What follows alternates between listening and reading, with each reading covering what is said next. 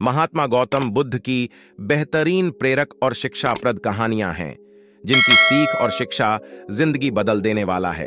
आप इन गौतम बुद्ध की कहानियों को जरा ध्यान से पढ़ना और उनका जो सार हो उसे ग्रहण करना। महात्मा बुद्ध प्रवचन सभा में आकर मौन बैठ गए। शिष्य समुदाय उनके इस मौन के कारण चिंतित हुए कि कहीं वे अस्वस्थ तो नहीं हैं। आखिर एक शिष्य ने पूछ ही लिया, भंते, आप आज इस तरह मौन क्यों हैं? वे नहीं बोले तो दूसरे शिष्य ने फिर पूछा, गुरुदेव, आप स्वस्थ तो हैं? बुद्ध फिर भी मौन ही बैठे रहे। बुद्ध ने कोई उत्तर नहीं दिया और आंखें बंद कर ध्यान मग्न हो गए। वह बाहर खड़ा व्यक्ति और जोर से बोला, मुझे धर्म सभा में क्यों नहीं आने दिया जा रहा है? धर्म सभा में बैठे बुद्ध के शिष्यों में से एक ने उसका समर्थन करते हुए कहा, भंते, उसे धर्म सभा में आने की अनुमति प्रदान कीजिए। महात्मा बुद्ध ने आंखें खोलीं और बोले, नहीं, उसे अनुमति नहीं दी जा सकती है क्योंकि वह अछूत है। अछूत? मगर क्यों? सारे शिष्य सुनकर आश्चर्य में पड़ गए कि भंते यह छुआछूत कब से मानने लग गए। महात्मा बुद्ध ने शिष्य समुदाय के मन के भावों को ताड़ते हुए कहा, हां, वह अछूत है। वह आज अपनी पत्नी से लड़कर आया है। क्रोध से जीवन की शांति भंग होती है। क्रोधी व्यक्ति मानसिक हिंसा करता है। इस क्रोध के कारण ही शारीरिक हिंसा होती है। क्रोध करने वाला अछूत होता है क्योंकि उसकी विचार तरंगें दूसरों को भी प्रभावित करती हैं। उसे आज धर्म सभा से बाहर ही रहना चाहिए। उसे वहां खड़े रहकर पश्चाताप की अग्नि में तप कर शुद्ध होना चाहिए। शिष्यगण समझ गए कि अस्पृश्यता क्या है और अछूत कौन है। उस व्यक्ति को भी बहुत पश्चाताप हुआ। उसने कभी भी क्रोध न करने का प्रण लिया। बुद्ध ने उसे धर्म सभा में आने की अनुमति प्रदान की।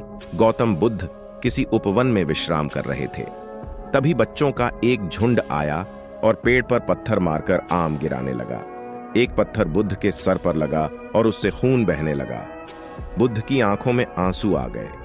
बच्चों ने देखा तो भयभीत हो गए। उन्हें लगा कि अब बुद्ध उन्हें भला बुरा कहेंगे। बच्चों ने उनके चरण पकड़ लिए और उनसे क्षमा याचना करने लगे। उनमें से एक बच्चे ने कहा, हमसे बड़ी भूल हो गई है। मेरी वजह से आपको पत्थर लगा और आपके आंसू आ गए। इस पर बुद्ध ने कहा, बच्चों, मैं इसलिए दुखी हूं कि तुमने आम के पेड़ पर पत्थर मारा तो पेड़ ने बदले में तुम्हें मीठे फल दिए, लेकिन मुझे मारने पर मैं तुम्हें सिर्फ भय दे सका। बुद्ध भगवान एक गांव में उपदेश दे रहे थे। उन्होंने कहा कि हर किसी को धरती माता की तरह सहनशील तथा क्षमाशील होना चाहिए। क्रोध ऐसी आग है जिसमें क्रोध करने वाला दूसरों को जलाएगा तथा खुद भी जल जाएगा। सभा में सभी शांति से बुद्ध की वाणी सुन रहे थे, लेकिन वहां स्वभाव से ही अति क्रोधी एक ऐसा व्यक्ति भी बैठा हुआ था जिसे ये सारी बातें बेतुकी लग रही थीं। वह कुछ देर ये सब सुनता रहा, फिर अचानक ही आग बबूला होकर बोलने लगा, तुम पाखंडी हो। बड़ी बड़ी बातें करना यही तुम्हारा काम है। तुम लोगों को भ्रमित कर रहे हो। तुम्हारी ये बातें आज के समय में कोई मायने नहीं रखती। ऐसे कई कटु वचनों सुनकर भी बुद्ध शांत रहे।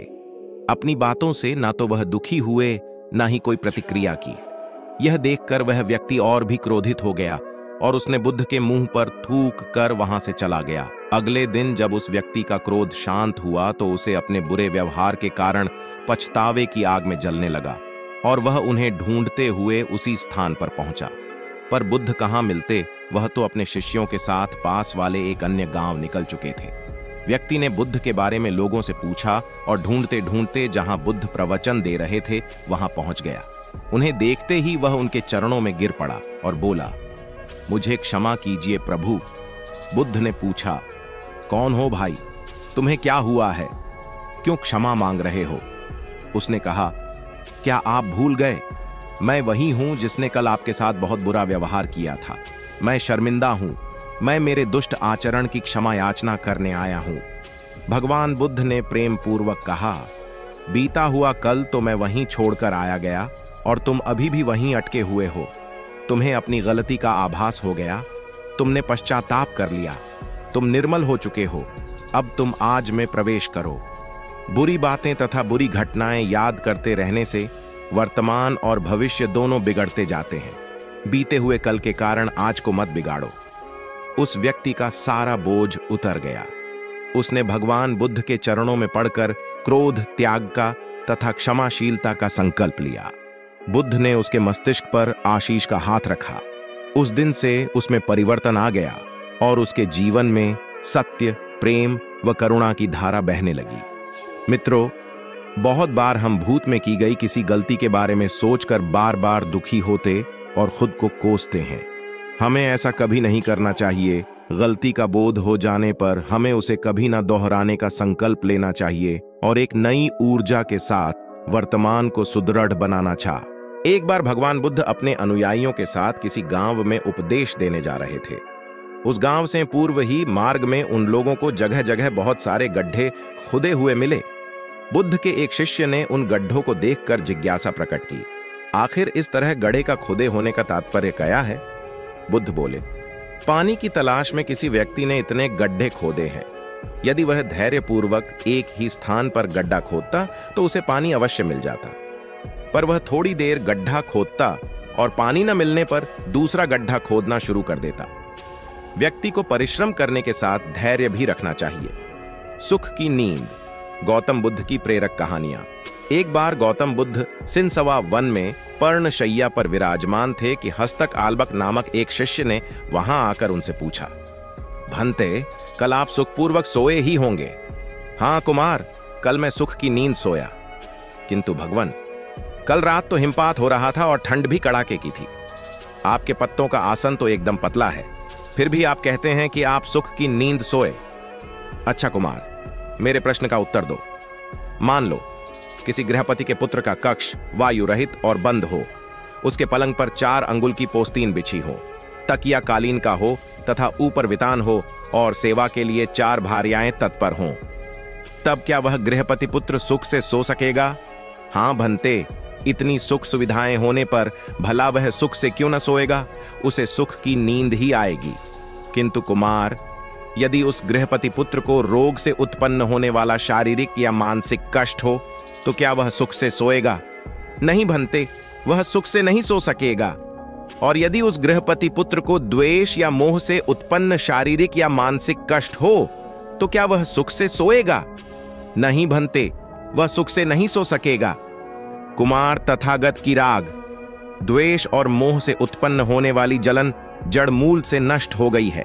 इसी कारण सुख की नींद आई थी। वास्तव में नींद को अच्छे आस्तरण की आवश्यकता नहीं होती। तुमने यह तो सुना ही होगा कि सूली के ऊपर भी अच्छी नींद आ जाती है। सुखद नींद के लिए चित्त का शांत होना परम आवश्यक है, और यदि सुखद आस्तरण हो तब तो बात ही क्या। सुखद नींद के लिए वह निश्चय ही सहायक होगा। अमृत की खेती। Gautam Buddhas inspirational story. एक बार भगवान बुद्ध भिक्षा के लिए एक किसान के यहां पहुंचे। तथागत को भिक्षा के लिए आया देखकर किसान उपेक्षा से बोला, श्रमण, मैं हल जोतता हूं और तब खाता हूं। तुम्हें भी हल जोतना और बीज बोना चाहिए और तब खाना खाना चाहिए। बुद्ध ने कहा, महाराज, मैं भी खेती ही करता हूं। इस पर किसान को जिज्ञासा हुई। बोले, गौतम, मैं न तुम्हारा हल देखता हूं, ना बैल और न ही खेती के स्थल। तब आप कैसे कहते हैं कि आप भी खेती ही करते हैं? आप कृपया अपनी खेती के संबंध में समझाइए। बुद्ध ने कहा, महाराज, मेरे पास श्रद्धा का बीज, तपस्या रूपी वर्षा प्रजा रूपी जोत और हल है, पाप भीरुता का दंड है, विचार रूपी रस्सी है, स्मृति और जागरूकता रूपी हल की फाल और पेनी है। मैं वचन और कर्म में संयत रहता हूँ। मैं अपनी इस खेती को बेकार घास से मुक्त रखता हूँ और आनंद की फसल काट लेने तक प्रयत्नशील रहने वाला हूँ। अप्रमाद मेरा बैल है, जो बाधाएं देखकर भी पीछे मुंह नहीं मोड़ता है। वह मुझे सीधा शांति धाम तक ले जाता है। इस प्रकार मैं अमृत की खेती करता हूं। मृत्यु के उपरांत क्या होता है? उसकी बात सुनकर बुद्ध मुस्कुराए। फिर उन्होंने उससे पूछा, पहले मेरी एक बात का जवाब दो। अगर कोई व्यक्ति कहीं जा रहा हो और अचानक कहीं से आकर उसके शरीर में एक विष बुझा बाण घुस जाए तो उसे क्या करना चाहिए? पहले शरीर में घुसे बाण को हटाना ठीक रहेगा या फिर देखना कि बाण किधर से आया है और किसे लक्ष्य कर मारा गया है?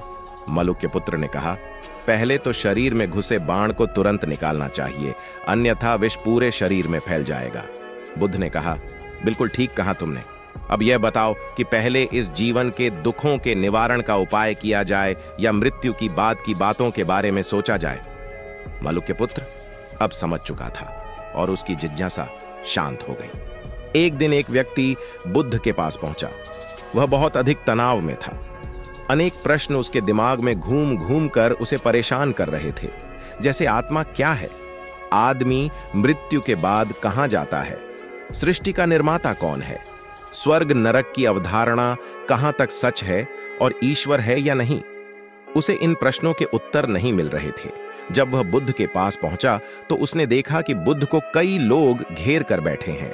बुद्ध उन सभी के प्रश्नों व जिज्ञासाओं का समाधान अत्यंत सहज भाव से कर रहे हैं। काफी देर तक यह क्रम चलता रहा, किंतु बुद्ध धैर्यपूर्वक हर एक को संतुष्ट करते रहे। बेचारा व्यक्ति वहां का हाल देखकर परेशान हो गया। उसने सोचा कि इन्हें दुनियादारी के मामलों में पड़ने से क्या लाभ, अपना भगवत भजन करें और बुनियादी समस्याओं से ग्रस्त इन लोगों को भगाया। किंतु बुद्ध का व्यवहार देखकर तो ऐसा लग रहा था मानो इन लोगों का दुख उनका अपना दुख है। आखिर उस व्यक्ति ने पूछ ही लिया, महाराज, आपको इन सांसारिक बातों से क्या लेना देना? बुद्ध बोले, मैं ज्ञानी नहीं हूं और इंसान हूं। वैसे भी वह ज्ञान किस काम का जो इतना घमंडी और आत्मकेंद्रित हो कि अपने अतिरिक्त दूसरे की चिंता ही न कर सके। ऐसा ज्ञान तो अज्ञान से भी बुरा है। बुद्ध की बातें सुनकर व्यक्ति की उलझन दूर हो गई। उस दिन से उसकी सोच व आचरण दोनों बदल गए। कथा का सार यह है कि ज्ञान तभी सार्थक होता है जब वह लोक कल्याण में संलग्न हो। बुद्ध ने युवक को सत्संग का महत्व समझाया। महात्मा बुद्ध एक गांव में ठहरे हुए थे। वे प्रतिदिन शाम को वहां पर सत्संग करते थे। भक्तों की भीड़ होती थी क्योंकि उनके प्रवचनों से जीवन को सही दिशा बोध प्राप्त होता था। बुद्ध की वाणी में गजब का जादू था। उनके शब्द श्रोता के दिल में उतर जाते थे। एक युवक प्रतिदिन बुद्ध का प्रवचन सुनता था। एक दिन जब प्रवचन समाप्त हो गए तो वह बुद्ध के पास गया और बोला, महाराज, मैं काफी दिनों से आपके प्रवचन सुन रहा हूं, किंतु यहां से जाने के बाद मैं अपने गृहस्थ जीवन में वैसा सदाचरण नहीं कर पाता जैसा यहां से सुनकर जाता हूं। इससे सत्संग के महत्व पर शंका भी होने लगती है। बताइए, मैं क्या करूं? बुद्ध ने युवक को बांस की एक टोकरी देते हुए उसमें पानी भरकर लाने के लिए कहा। युवक टोकरी में जल भरने में असफल रहा। बुद्ध ने यह कार्य निरंतर जारी रखने के लिए कहा। युवक प्रतिदिन टोकरी में जल भरने का प्रयास करता, किंतु सफल नहीं हो पाता। कुछ दिनों बाद बुद्ध ने उससे पूछा, इतने दिनों से टोकरी में लगातार जल डालने से क्या टोकरी में कोई फर्क नजर आया? युवक बोला, एक फर्क जरूर नजर आया है। पहले टोकरी के साथ मिट्टी जमा होती थी, अब वह साफ दिखाई देती है। कोई गंदगी नहीं दिखाई देती है और इसके छेद पहले जितने बड़े नहीं रह गए, वे बहुत छोटे हो गए हैं।